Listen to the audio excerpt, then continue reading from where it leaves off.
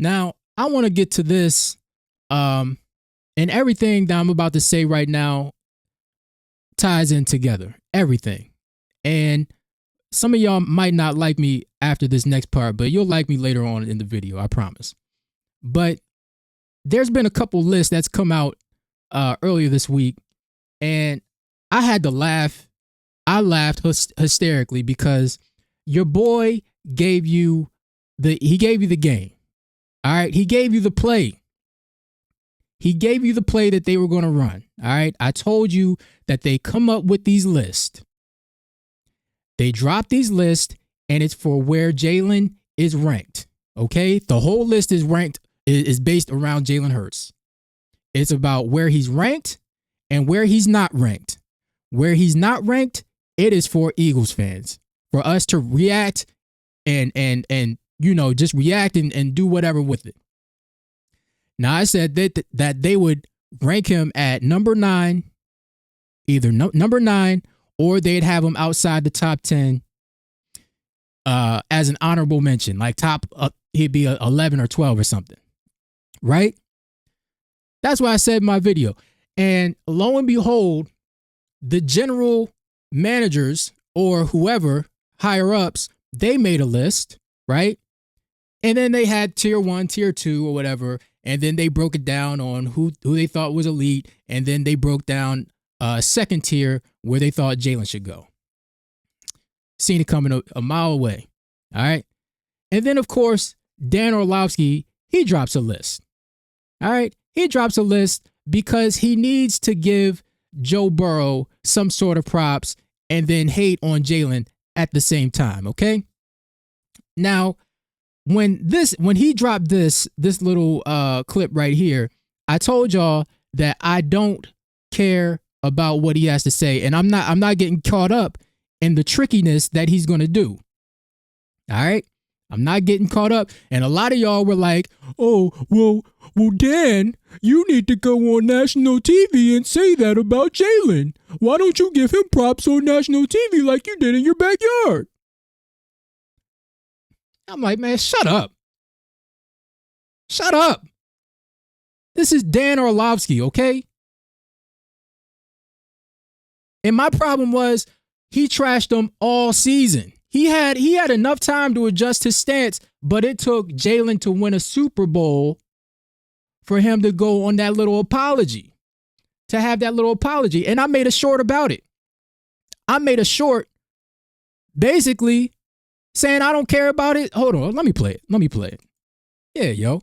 Just go watch my shorts. I put everybody on blast. Dan Orlovsky, Chase Daniel, Acho, James Jones. But here's the video that I have for Dan Orlovsky, okay?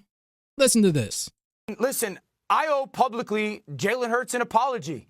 I was probably one this year who's been the hardest on him. I'll go back and... Shut the fuck up!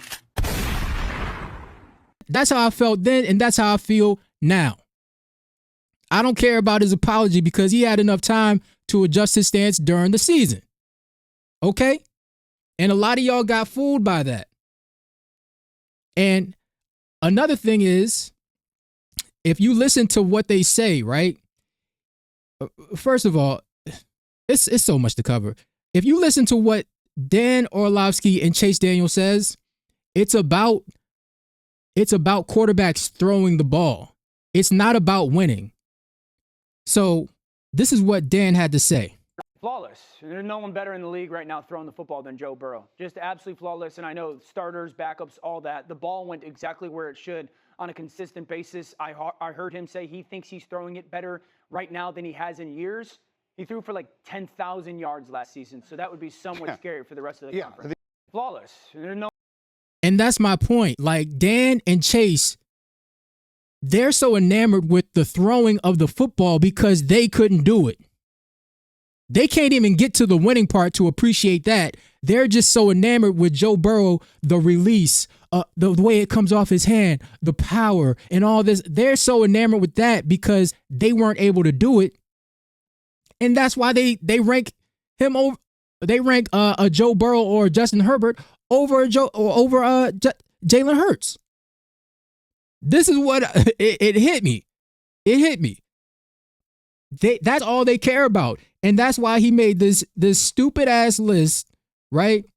This list talking about ball placement, arm strength, pocket presence, decision making, mechanics, rushing ability. That's where he puts Jalen up there. It's tricky. It's tricky because he's trying to call him a running back. It's real tricky. Second reaction ability. Okay? So that's what I'm saying. And this is my problem. This is my problem with Steve. So in other words, your list means nothing because it doesn't equate to winning. It means absolutely well, nothing. yeah, this isn't a top 10 winners list. Your explanation. It's not a top 10 winners list, though. Your explanation, not mine. It's not a top 10 winners list. That's the point. This is why I'm so messed up right now, because that's what he has to do to discredit a Super Bowl champion, a Super Bowl MVP in Jalen Hurts. He has to make a mechanics list, and there's, Jalen's mechanics might not be his cup of tea, but he gets the ball there. He has the best deep ball in the game, right? But he didn't put that on his list. Notice that. But Stephen A is so dumb that he's supposed to be on top of this. This is what we've been saying for years. Quarterbacks used to be judged on winning, right? And if we go to Peyton Manning's comments, right? Hold on. Before I get to Peyton Manning, this is what I mean, because I'm messed up, because the media, the old media, the ESPN that we used to like, they used to hold quarterbacks accountable. Peyton Manning, from 98 to 06, he didn't have a championship. The media was questioning him. The pressure was on. They used to say, well, can he get it done? All these stats, they look pretty. Peyton Manning used to be amazing, yo. He used to be amazing at the line, command of the offense. He was his own offensive coordinator. Tom Moore was on the sideline just as a prop. He was the offensive coordinator in name, but everybody knows that was Peyton Manning's offense. He had 3 receivers over 1,000 yards one season, was supporting a tight end too, and Dallas Clark, and supporting a 1,000-yard rusher every single year, breaking records in 04. But Peyton didn't win, and the media held him because he was the best quarterback. He was the best quarterback to come out of college, the best quarterback prospect since John Elway. Number 1 overall pick. From 98 to 06, he didn't win. And there's another guy that got 3 off his helmet. He got 3 rings off his helmet, right? So when Peyton Manning says, stats aren't everything, winning matters. He knows this because he was held accountable. The media held him accountable for winning. Back in the day, Steve Young in 94 finally got that championship. Go play the celebration video from that 49ers team winning the Super Bowl. When they pulled the proverbial monkey off of Steve Young's back, that's because they had a Timberland boot up Steve Young's ass. Joe Montana got it done. He got it done. And Steve Young inherited that 49ers team. They were in the playoffs every single year, but the Cowboys was beating them over the head, right? Brett Favre. They used to tell the truth about Brett Favre. All right? Brett Favre was electric. From 94 to 2000, Brett Favre was electric, okay? But they told the truth about Brett Favre. The same thing that'll make you love him is the same thing that'll make you hate him. He was going to fire it in there, right? And it was going to be one of the best throws you've ever seen for a touchdown, or it was going to be a soul-crushing interception. that would make you want to get rid of him that day. But the media held these guys accountable. They don't do that anymore. It's all about stats. And they actually had players who played the game at a high level, not just a Dan Orlovsky or a Chase Daniel or an Acho, right?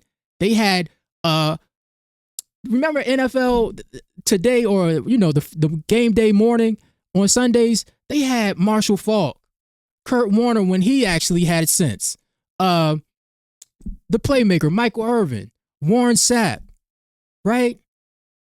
On ESPN, they had different guys, Tom Jackson. They had guys doing commentary on the games, and their word meant something. Mark Schlereth, right? When he was young, he brought the Thunder. They held these guys to a higher standard of winning because they won. They know what it took to win. So all these backup quarterbacks talking about, oh, the ball is so beautiful when it comes out of Justin Herbert's hands. Hey, bro. Shut the fuck up. Simple Simon ass motherfuckers. Nobody's trying to hear all that. And really, they don't do their job and keep it about football. If it was about football, then okay, let's talk football. But they don't keep it about football. It's something else. And they don't want to say what the something else is. That's my problem. That's why I'm like, look, we're going to balance it out like the Force. We're going to balance it out like the Force, like the Star Wars movies. Okay? If they are the dark, I am the light. If you want to shit on my quarterback all season long, I'm going to say he's the greatest thing since sliced bread. Now, do I think Jalen Hurts could do some things better? Sure. But I mean, when the man does his job, give it up. Give it up. We look at the old media and say, okay, they would say, okay, he might not be physically, he might not be fast like Lamar Jackson or have the arm strength of a Josh Allen. But they say, okay, in crunch time, who do I want in a dogfight? Who do I want in the trenches with me? It's Jalen Hurts. It is what it is. They would say that, but they don't say that now. It's all about, the way the ball comes off the hands. Man, whatever, yo. Let's hear what Peyton Manning has to say, because maybe I might have something else. All about his mental toughness, right? Because that's the kind of situation where it's embarrassing and you just don't sort of recover from it mentally or emotionally. So it tells you how mentally tough that he is. And they said, he was the first guy to high five Tua in the locker room, and was as celebratory after that win as all the players that were involved in the game. And you're right. I mean, he's played so well in both those Super Bowls, but I like the way he goes about it. He calls me a lot. It asks me lots of questions. They actually run a lot of plays that we used to run, Sirianni to Frank Reich to Tom Moore, sort of that chain. And he calls me with very specific questions about certain plays. So he's a student of the game. As another example, you think, he squats 600 pounds. He can, run over guys. He can throw it a mile. But his appreciation of the cerebral part of the game is what's impressive to me and how he's taken his game to the next level. And I think the sky's the limit with this guy. Have you ever met a more intense, serious human being than Jalen? No. It's almost intimidating when you're in the room with him. See, it's beautiful. It's beautiful. And again, you hear Tom Brady. Let's hear what he has to say. So I just don't think as a quarterback you go and you punch the clock. I did my job. I threw for 40 touchdowns. Why are we not winning? Yeah. Like, what are you doing in the offseason to help your defense? What are you doing to push the personnel department to get people doing the right thing? Are you involved in game planning? I used to do game plans. Sure. I used to walk in there and say, these are the things we're doing. Okay, I used to do my own walkthroughs. I used to go, all right, guys, I don't give a fuck if the coaches want to come. We're doing our walkthrough. Right. We're going to come up with our own signals because this is what I need to be on the field to be successful. So I just don't think as a quarterback. Yeah, bro. Get Joe Burrow out of here. That's what he's talking about. Who cares about 40 touchdowns, man? It's cool. It's cool. It looks pretty. It's nice to put on the resume or whatever. But again, if Peyton Manning, he's supposed to be the best quarterback, but this guy is beating his brains out every single year.